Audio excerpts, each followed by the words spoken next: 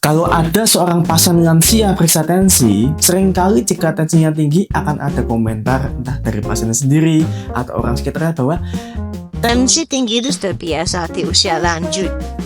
Nah, fenomena ini memunculkan pertanyaan, kenapa tensi tinggi begitu sering pada lansia? Apakah tensi tinggi pada lansia itu hal yang biasa atau sebenarnya bermasalah?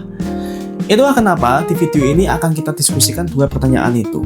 Mari kita mulai, kenapa hipertensi ini begitu sering pada lansia?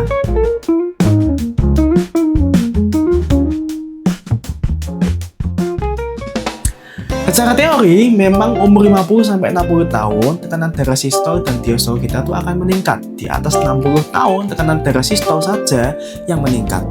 Hal ini dikarenakan secara umum memang tubuh manusia akan mengalami penurunan fungsi di organ apapun, termasuk di pembuluh darah. Pembuluh darah seiring umur itu bisa menjadi lebih tegang. Nah, kok bisa? Bisa, karena pembuluh darah bisa mengalami pembesaran dindingnya, bisa mengalami pengerasan dindingnya, dan bisa saja ada sumbatan karena lemak, di mana perubahan itu akan berujung ke peningkatan tekanan darah manusia. Selain itu, pada lansia, refleks baroreseptor yang mengatur tekanan darah juga menurun, yang mengakibatkan peningkatan tekanan darah juga.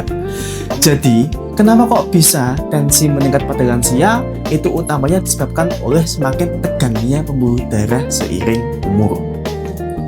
Sekarang mengacu ke kalimat tensi tinggi itu sudah biasa pada lansia.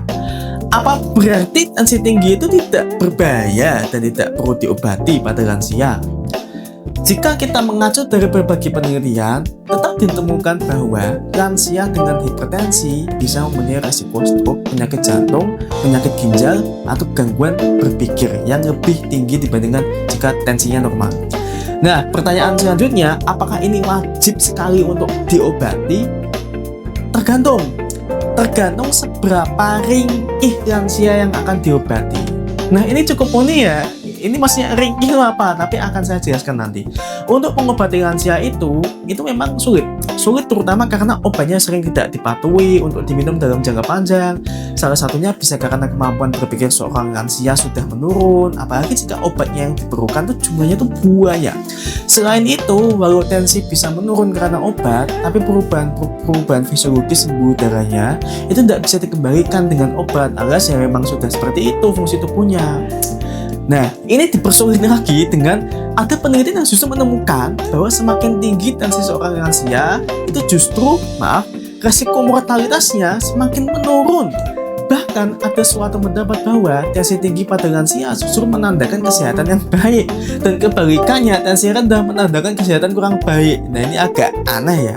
Contohnya seperti dehidrasi, penurunan berat badan, gangguan saraf itu justru bermanifestasi sebagai tensi rendah. Ya makanya ya mungkin ini yang menyebabkan tensinya rendah. Ini pun berhubungan juga dengan gaya hidup. Pada orang dewasa, memang perubahan gaya hidup seperti mengubah pola makan, mengurangi konsumsi garam, menurunkan berat badan, atau olahraga teratur, itu bisa membantu menurunkan tensi. Nah, tapi pada lansia, perubahan gaya hidup ini justru dikatakan tidak selalu perlu dan justru bisa saja malah efeknya buruk terhadap lansia. Walau demikian, tetap ada penelitian yang menemukan bahwa menurunkan hipertensi pada lansia itu bisa tetap bermanfaat. Pada akhirnya, karena rumitnya fisiologi seorang lansia, bahkan soal menurunkan tensi saja itu jawabannya kita masih belum jelas apakah sebenarnya baik diturunkan atau tidak. Maka, apakah lansia dengan hipertensi harus kita obati hipertensinya?